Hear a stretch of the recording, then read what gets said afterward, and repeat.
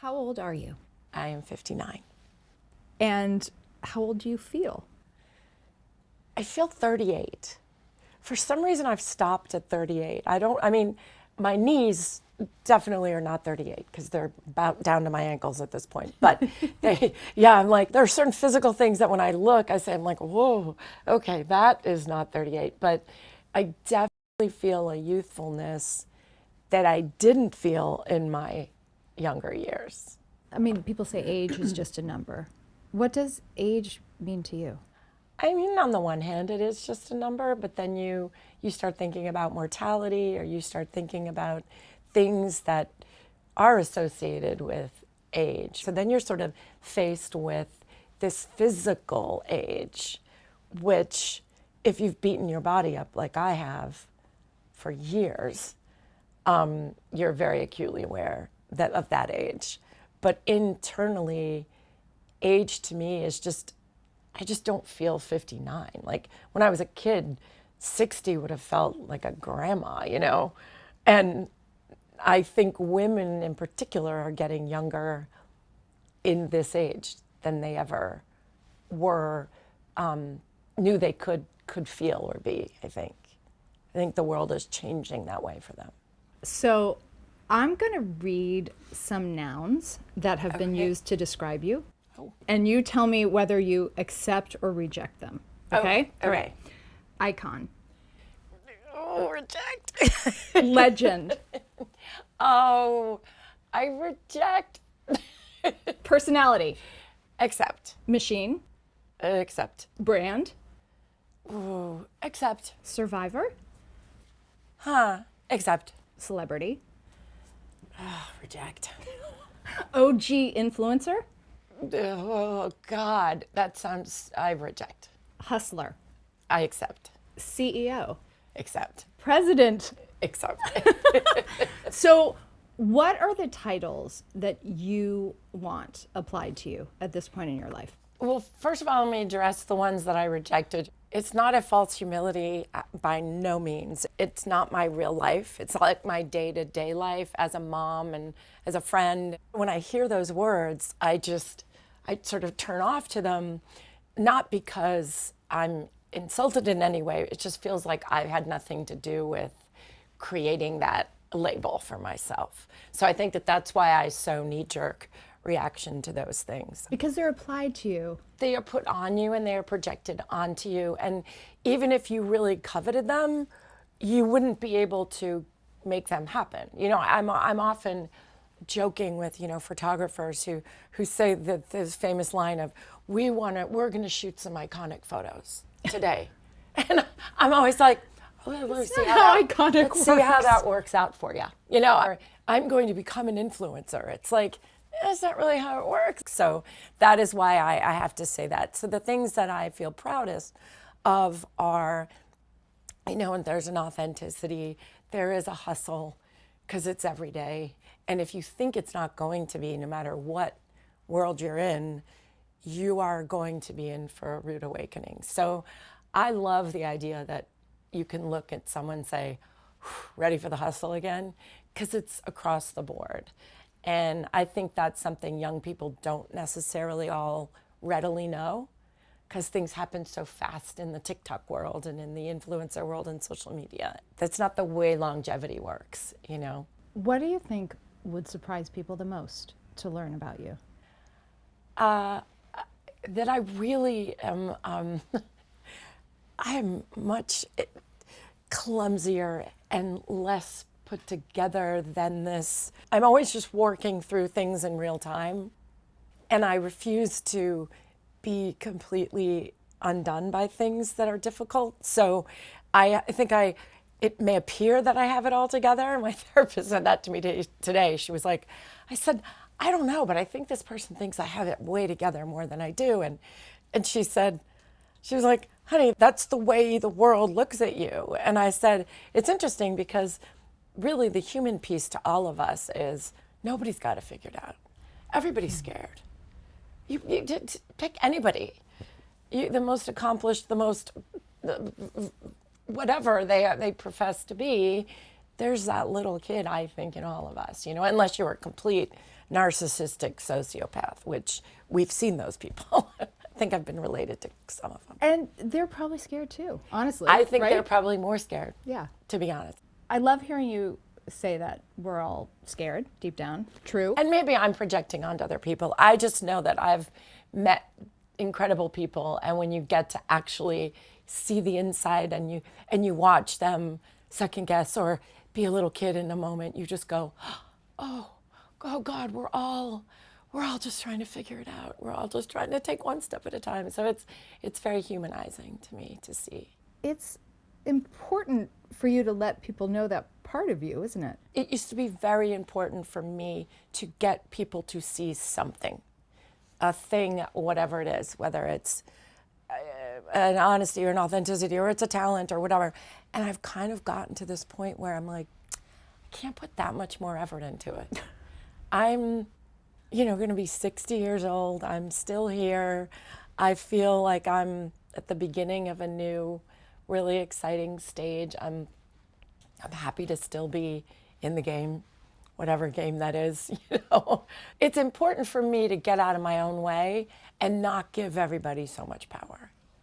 I think that's what, I don't beat myself up anymore if I go into a social situation and then I go home and I don't replay my conversations and say, oh, do you think they took it this way? I'm just sort of like, I don't know. I said it. If I had some tequila, I probably said it differently, and I got nothing. So there's a freedom in that, I think. How can I keep hustling? Yeah. Yeah. What strikes me as I learn about you, because we're all still learning about you, God, even I'm though sorry. you spent It's your whole life enough for me in already. front of Wow. us, is your humility. I think you have a lot of like, okay, I'm going to push up my sleeves and learn. Yeah, because then I know I'm not dying. I know I'm not dead.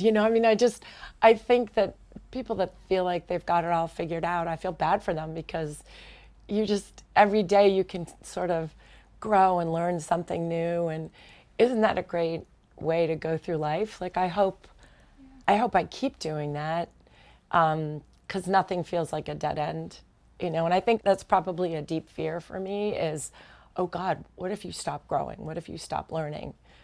Then you're dead, Do you like taking risks?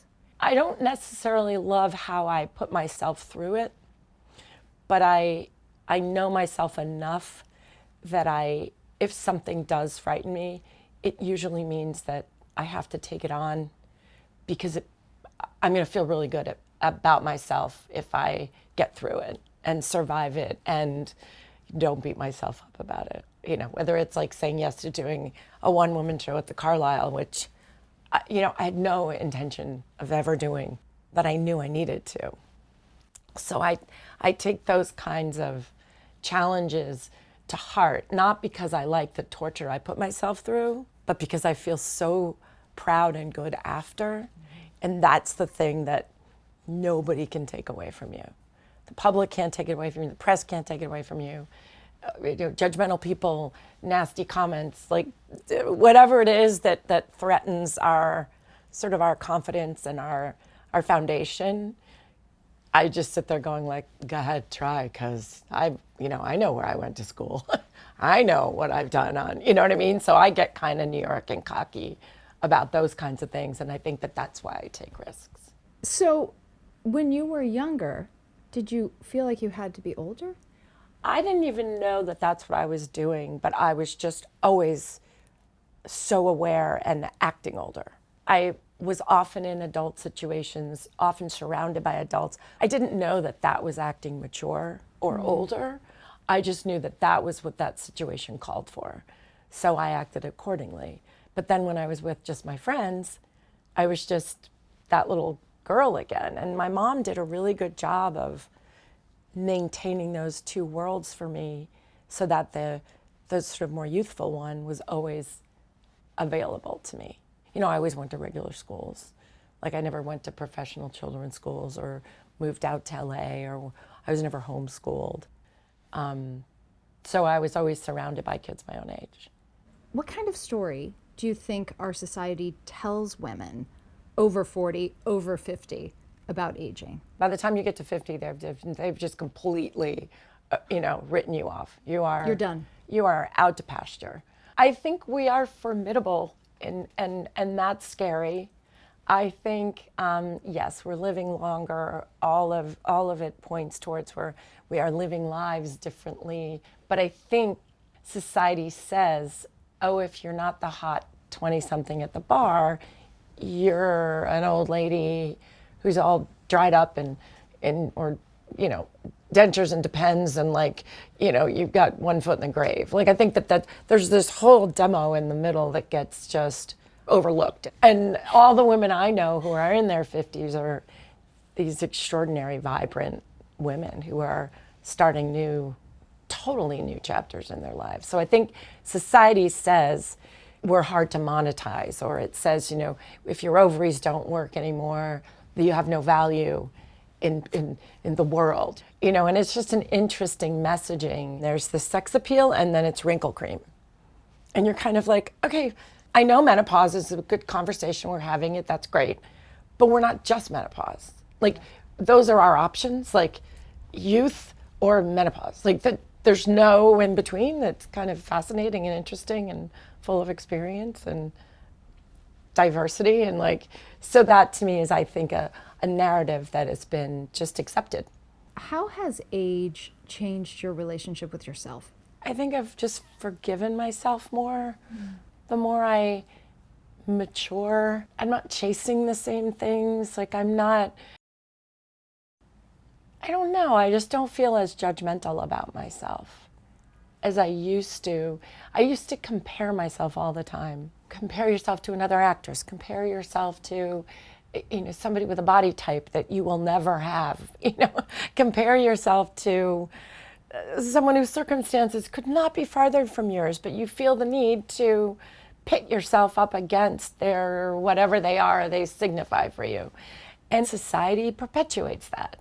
Do you know how helpful it is for people, especially women, to hear that Brooke Shields, against whom millions of us have compared ourselves, right?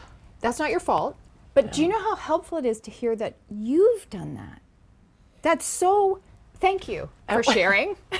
Well, I think it's just human nature. I mean, I have 2 daughters who are extraordinary. All of our kids are amazing, right?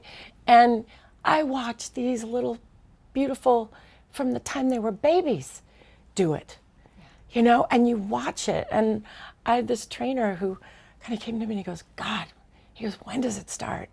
And I said, I think it just starts really early. And society does it, or I've been guilty of it. Oh, that's my athletic one.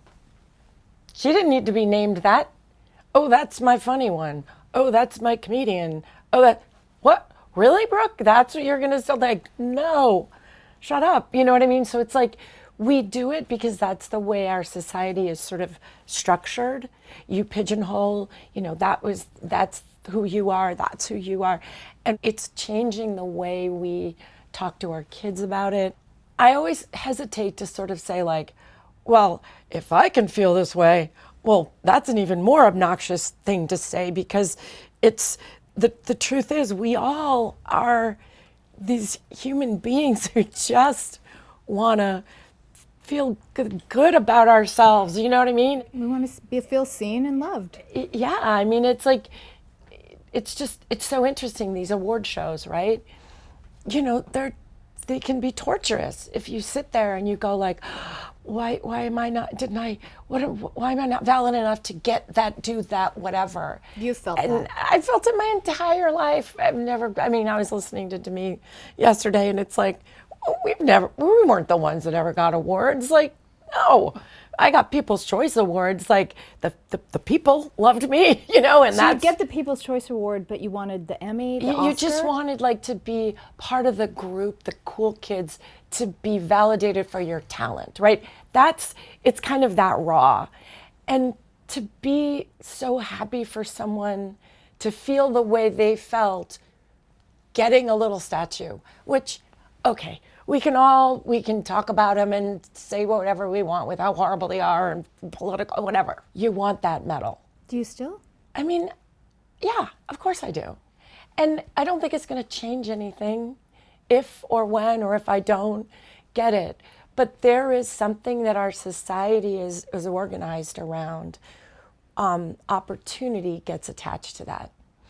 And to me, it's less about being validated by a system, and it's more about putting yourself in a position to get more opportunity. And to me, that I think is the way I've always looked at it. Because it doesn't change who I am as a person, having it or not having it. A good review, a bad review, it's not going to change how I go out there every night. You know, it can't. I can only do my best, right? But I would be lying if I didn't say, oh God, I would love that on my mantle. So it's that little girl in you that I've had to grow through that. And the thing that's interesting is I never was jealous. I didn't want it to be taken away from someone else so that I could have it. You just wanted it I wanted to be in the group. Like I wanted to be invited to the party. And, you know, my kids will be like, oh, it's Golden Globe night. Get the bottle of wine for mom. You know, get the tequila. She's going to be impossible. You know, or it's like, it's a joke, but they understand that there are things that are sensitive to someone who's in a vulnerable profession like being an actress, you know. I want to talk about the book. Brooke Shields is not allowed to get old. Who says that? I've been analyzing that concept for a very long time. The sort of the psychology of fame, those we've lost at young ages, they get preserved. You know, the Marilyn Monroes and James Deans, they stay perpetually that age. Mm-hmm. When you are someone that has been noted for looking a certain way, and people have imprinted on you at 14, 15, 11, whatever, you, by virtue of just growing older or maturing or actually living, you become a disappointment in a way. Because you remind us that we're getting older. Exactly. And whatever period of emotional connection that was had for you, I don't know, my picture was in their locker, or, I mean, you know, I had pictures of, I don't know, David Cassidy or something in my locker, you know, like you imprint on them. And it's a very personal attachment that people have independently to you. So when you grow older, you're like, oh, she doesn't look like that anymore. I mean, I did a live Instagram recently, and one of the comments was like, God, I really wish you looked like you used to. And I was like, read the title of the book, buddy. Read the title of the book. I'm sorry for being alive. I'm sorry for making it this far. I should have peaked at, 12, and you would have all been happy. Or maybe 16. But I mean, it's almost like Brooke Shields is not allowed to be human. And, I don't think we want people that we hold, like, in certain positions. Like, we don't necessarily want them to be human, and that's okay. That's why the wickeds of the world are little kids are just like, oh, they all want to be, they want to be those alphabet, or they want to be those girls. And that is what the dream is the beauty of it, right? But when you are a person who's got to actually I don't want to chase looking. I don't want to look like my kids, but I do want to look the best I can look, but I still want to look like me. But I've watched people get sort of personally affronted that I would dare to be 60. And what do you say to them? I just sort of feel bad for them. I just sort of say, like, oh, you've got an issue. You should probably work on that. This is on you. It's actually not on me. I don't have a problem with this. And that's okay. I'm a part of the problem because I was that symbol, maybe unwittingly, but I didn't set out to do that. Let's talk about confidence, right? You're someone who has been famous your whole life, basically, who has been noted for her beauty, has pretty much never stopped working. And yet, in your book, you talk about having to learn how to feel confident. Because we really are at our core all just trying to figure it out. Like, I really think that. And outside validation or fame or, the whole face of an era, I mean, really, come on. It's like, those are the arbitrary, it's all arbitrary. Words are arbitrary, all of it is, but we are attached to them for some reason. Either it's societal or something. I've had to create my own opportunity, because when you sit with your hand up, staring at the phone, waiting for someone to define your success or pick you, I mean, it's like we're constantly going, oh, pick me, pick me. What a pathetic way to live. It's what we do. We live like that as actresses, right? It is deplorable. But I was more often rejected than ever accepted. So I had. Wait, you were? Oh, I mean, hands down. It's just, that's not what people saw. Right. So all those times, all those movies I didn't get, all those movies I didn't get cast in, all those things I didn't get, right? Nobody sees that. So I had to go to different mediums, I'm like, okay, you didn't want me in movies. So I kind of sussed out theater and thought, oh, well, maybe they'll be open to me. And then they were. And then that opened up a whole new world. And then, it's just, I feel like I've had to keep generating the opportunity to create. That's it. And to me, that's like, it's that base level. So if it's writing a book, well, okay, I'm going to learn how to write a book, or Starting a company? Starting a company. So I think that's my MO, I think. So, and every time I start getting really insecure, I remind myself of my age and sort of say like, hey, you don't have to do that anymore. Stop it. Don't waste any more time. Just keep moving forward and just keep seeing what happens. In the book, you say, this will make headlines, and you reveal this story about a surgery you had in which a doctor performed a surgery on you that you did not consent to. No. What happened? So I was asked by my doctor, my gynecologist, if without going into too much more about my vagina, but like if I experienced discomfort. And I said yes, since I was like in high school, that, spinning or, tight jeans, which were what we were all wearing, there was like a discomfort. So she said, that you are a candidate for what is considered a cosmetic surgery to anatomically make you more comfortable, without getting into too much detail. And it was a revelation to me. I couldn't believe it. And I said, okay, well, is that weird? And she said, no, my God, it's so common. It happens all the time. I don't know why more doctors don't talk to their patients about this. And so she gave me the name of a doctor, and it only is in the plastic surgery sector, which I also found interesting. I mean, last time I checked, I wasn't going to be a porn star so far. Give me time. And so I went to the surgery, and I was very happy. It was about comfort. I was like, oh, this is just, I wished I had known this when I was, 20. And he literally looked at me and said, like, I tightened you up a bit. And I was like, I'm what? And This he's is like, as you're coming out of surgery. this is as I go back for my checkup to like stitches and stuff like that. And he just sort of was like boasting that he threw in a little bonus for me. And I was in such shock that I became numb. I didn't even know what to do. I went home. What did you say? I didn't say a thing because it sounded like he wanted me to thank him.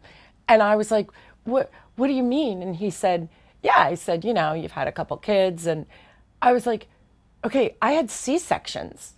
I didn't have natural childbirth. That was not an option for me. Like, I was like, it's not like it was like cavernous. Like, I was like, Jesus, what's happening?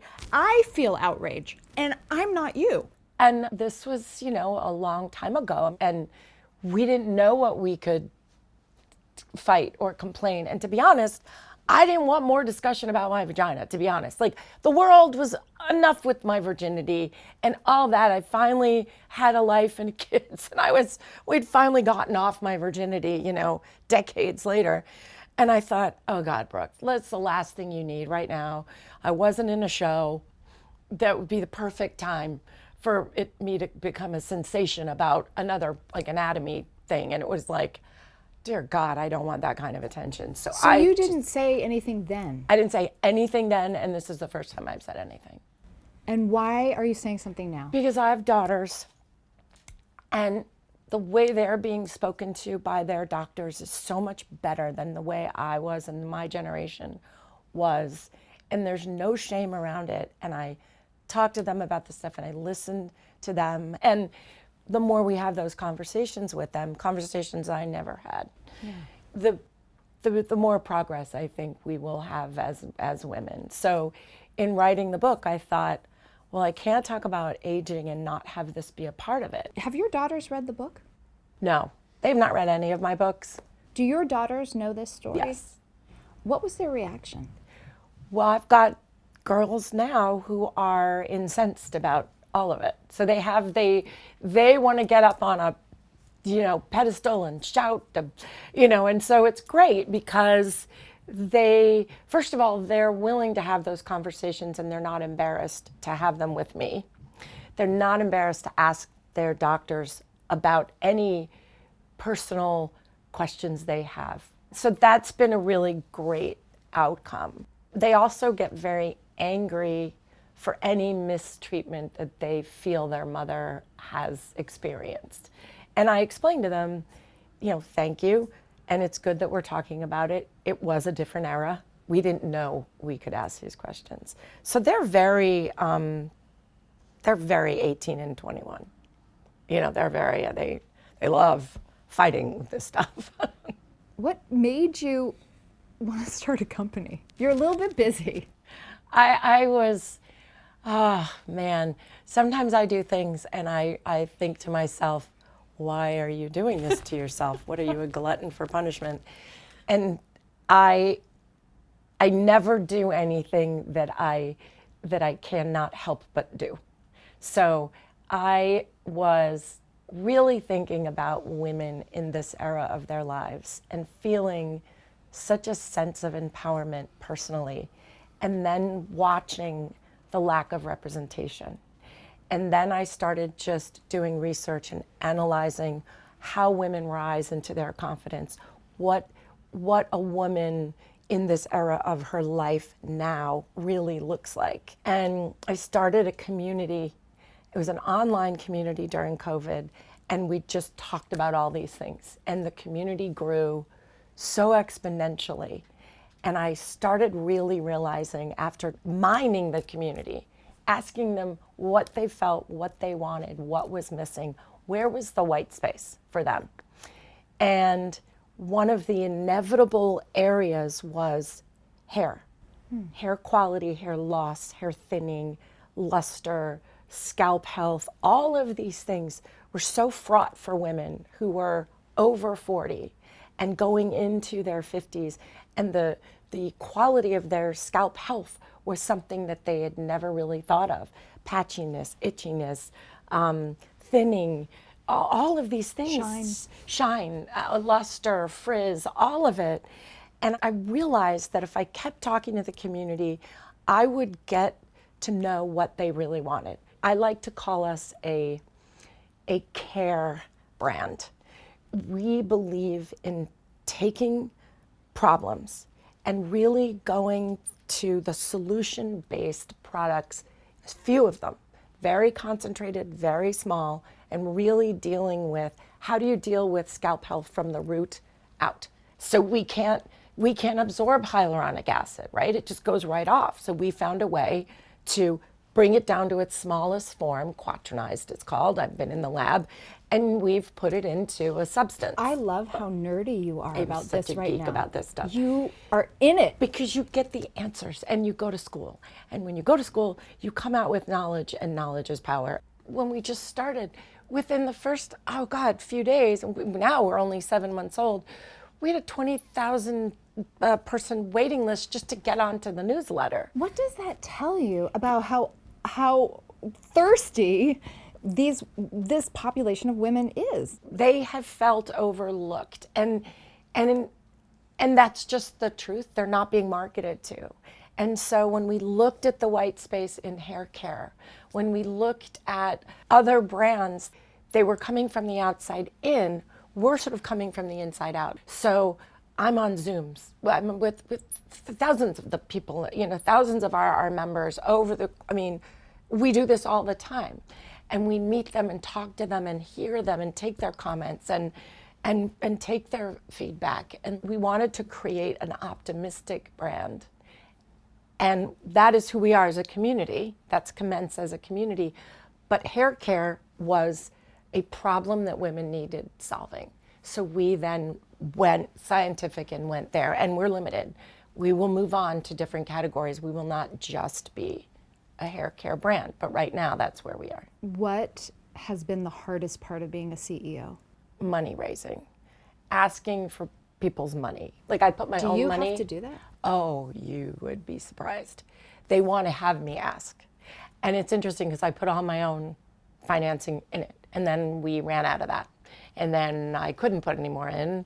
And, I have a lot to support. And so that became really odd to not be self-sufficient in something and to have to ask. And then, you've got, venture capital people have a different way of talking to women, and they begin with what they're doing wrong. And you're told what you're doing wrong before you get to ask for money? Yeah. So then I've really opted for this. I did this once, and I couldn't believe I was so bitchy, but I literally looked at this one very powerful man, and we're small potatoes for where he would be an investor, and we get it. That's not his, maybe later in a series, I don't know, whatever, B or C. He started in on this, and I just said, I'm so sorry. I said, but I have to interrupt you. I said, I know your time is very valuable, and so I really don't want to waste it. And I said, but I'm really not asking your advice. I'm just asking for your money. So if you don't want to give me your money, I really don't want to waste your time. And we're a small company. We're a startup. I said, I totally get it. I said, so thank you so much for meeting with us. And I can't wait to come back to you when we've grown and we can, and I said it with a smile, and I was like, oh God, I may have just. How did you feel? I felt a little bad because I felt a little bitchy, but then I thought, no, this is your company. You're a CEO. Don't waste. Why I didn't come in there and ask him to tell me what I was doing wrong. If it had been constructive, and the women have all been constructive.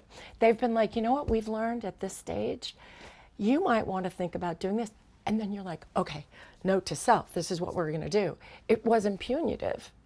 And that's what I've noticed about being in a part of and a CEO of a company that is female-centric, and it's not punitive. It's positive, it's vulnerable, it is empowering, and it doesn't come from a place of you're wrong, you're a failure, this and that. It comes from, wow, look how far we've gotten and where do we want to go?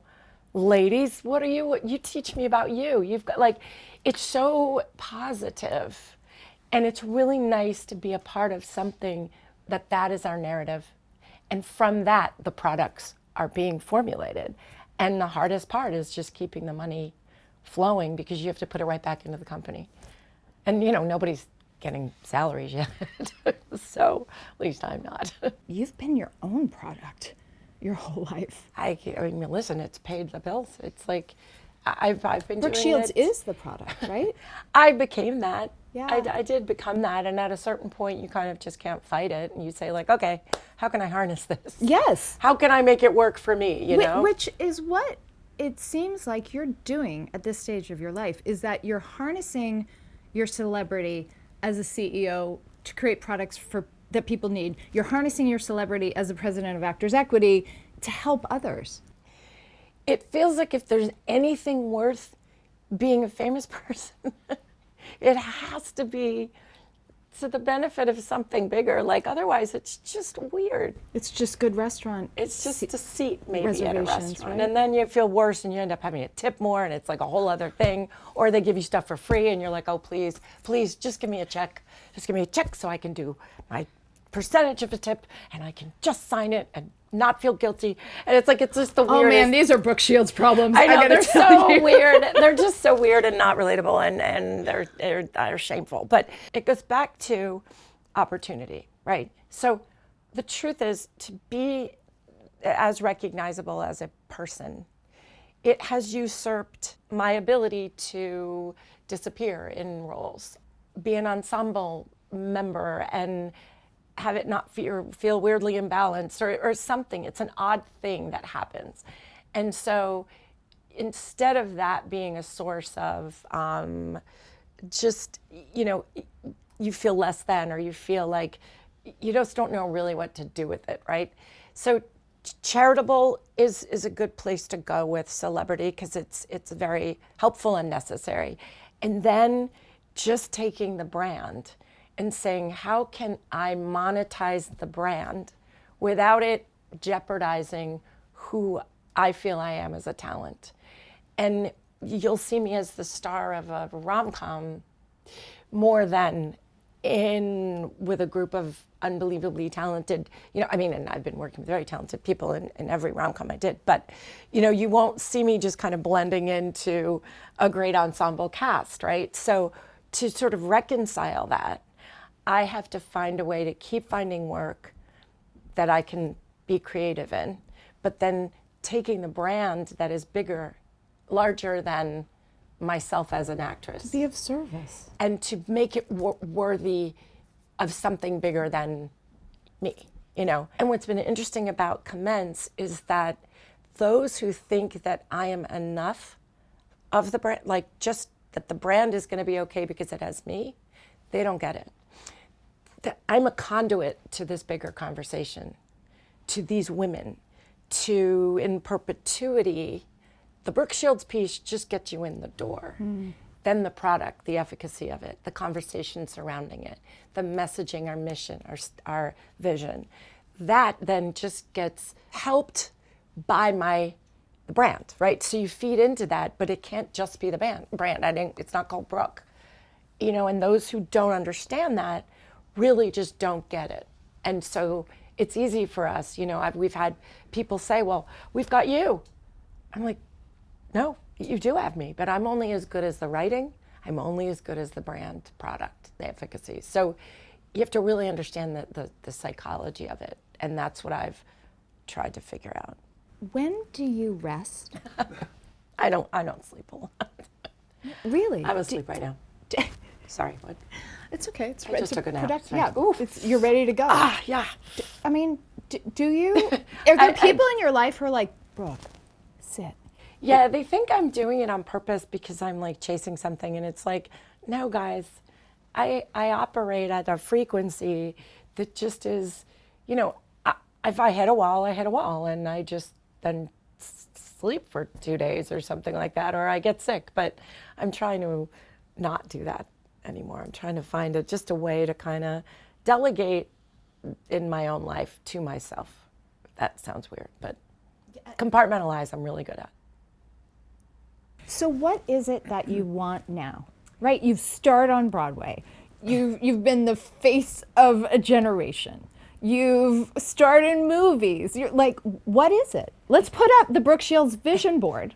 I really just want to keep acting and keep working and keep doing. I want another series. I want to do a fabulous play. Like, I want to keep revealing my talent and myself to just even myself. I want to keep raising my game. That is the kind of opportunity that I thrive on.